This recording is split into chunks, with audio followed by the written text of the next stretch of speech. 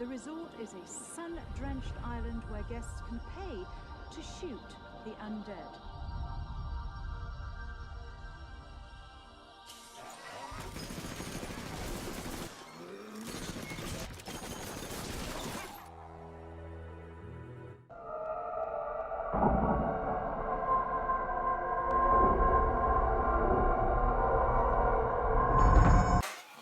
So welcome to the Underhold. We're looking to try different things, one of them being some short form, some long form. We feel like this might be an interesting one for a short form. Yeah, just a real quick vacation of sorts to the Resort, a zombie movie that is now available on Netflix. I think it's been on there for like a year or something. Or probably 5 years at this point. I think it came out in 2015. I do remember at one point being on my watch list, and then I looked at it again. I was like, oh, this ain't on my watch list anymore. I must have looked at a review online. And Ray, remember, don't let spoilers ruin your life. That's going to be a tag here. We're going to run right down the Resort's plot. First, you're Robert. I'm Robert. C. Gresham. Sinclair, Legal Priesta on Twitter. And follow us there. Tell us how much we suck, how this video gave you cancer, all that good stuff. What Twitter's for, your outrage. But the plot of this film is it is after the zombie apocalypse has happened. The war is over. The humans have won, and life's back to normal. And one of the normal things they do now is go to a Jurassic Park style zombie resort where they just gat zombies up as a form of relaxation to cope with the stress of the zombie battles.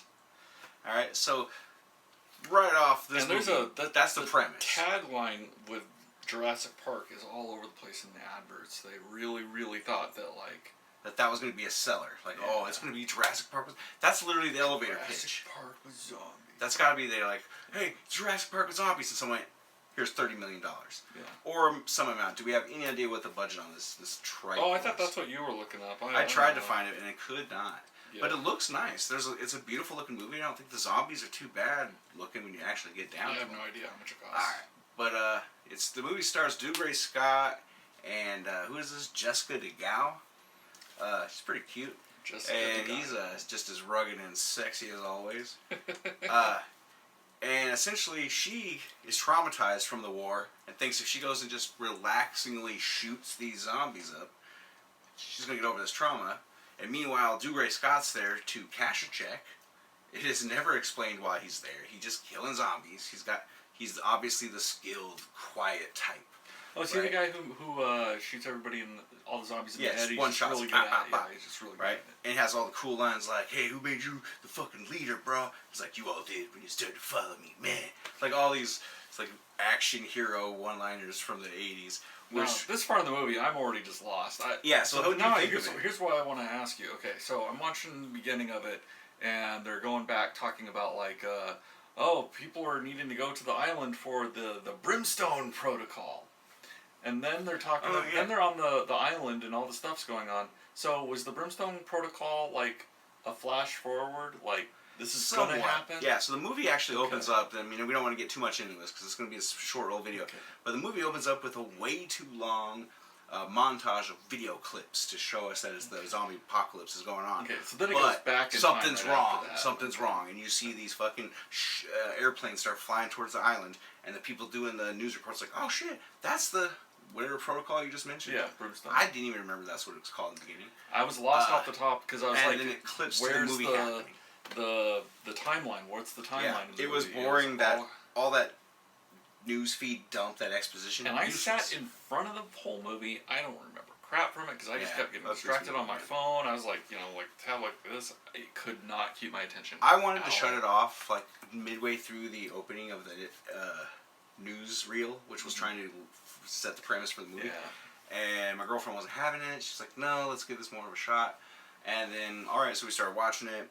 It felt like an uneven film. This was supposed to be a black comedy, I feel like. And the director tried to make it this, dramatic Walking Dead episode. And it's not that at all. You go to an island to shoot zombies. Two of the characters won their tickets because they were, Call of Duty experts. I don't even know that the characters were that like interesting. The first character, of course, that's killed is the black sidekick. They weren't even one note enough to be interesting, if that makes sense. They like were the one all note they archetypes. had was not even that strong. Yeah, these were all archetype characters. They the two urban gamer kids, because they were both urban and talked like from the streets, like, or what somebody thinks are people. Oh, from that's the right, because they were always like trying to hit on the other. They're trying to hit on this mysterious blonde lady who decides to go on the trip because she has the ticket already as her marriage gift. Oh, but the marriage didn't work out, and the up. ticket's non-refundable. See, I mean, the setup is fucked up. If this is post-zombie war, life's just back as normal, but you have a non-refundable tickets. We've gotten back to that kind of shit. Thanos/Godzilla, they've decimated half the population. 2 billion people. Yeah. 2 billion people, it says in the movie. It's fucking stupid. Alright, because you have background players who have no idea they're in a zombie movie. This is like regular life. It wouldn't have come back so fast. And if it came back so fast in the way that the movie portrays it, why are the characters so one of the characters traumatized? And to solve it, let's go shoot him up. Now, granted, as a survivor of a pit bull mauling, if I could go to an island and just shoot pit bulls all day long, I might not be scared of them anymore, and might empathize and even so feel bad for some of them, right? Especially the cute ones, you know, clip your cute. Basically, after this point in the movie, to me it was there was some type of corporate espionage to the island or something, and then they ran from zombies, and the running from the zombies just wasn't interesting.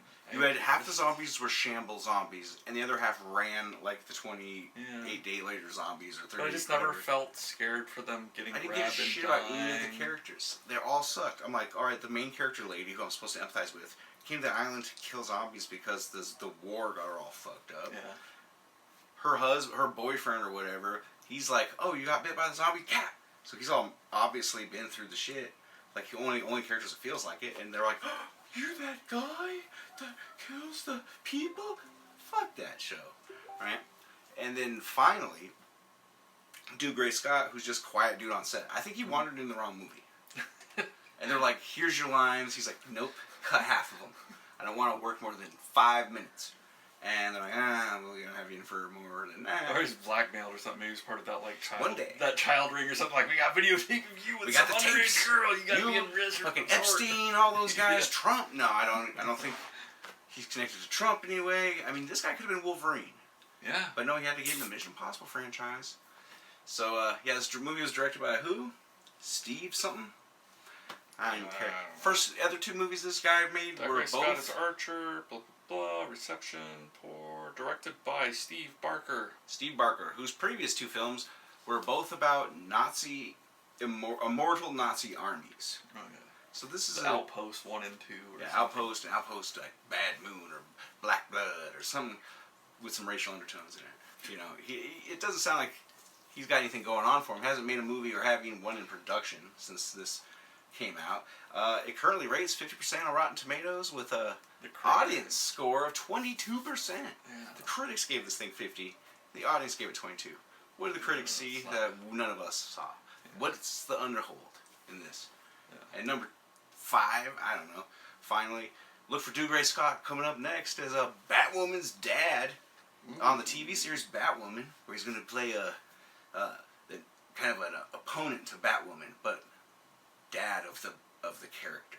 So that should be interesting. It did seem like in the movie the director was trying to show off, like, hey, I can do this sweeping I don't just make zombie Nazi movies. And like, we'll make a zombie Jurassic Park movie. Yeah. Can I add zombies? Or add Nazis? I wonder which characters were Nazis secretly. If you have an idea, put it below. Alright, and I think that's going to wrap up this quickie tape. Unless you have anything else to say. Resort, not really worth your time. Yeah, don't take a vacation here. And we'll come back with another video on something, hopefully, that is worth your time. Bye-bye. Alright, check for the underhold.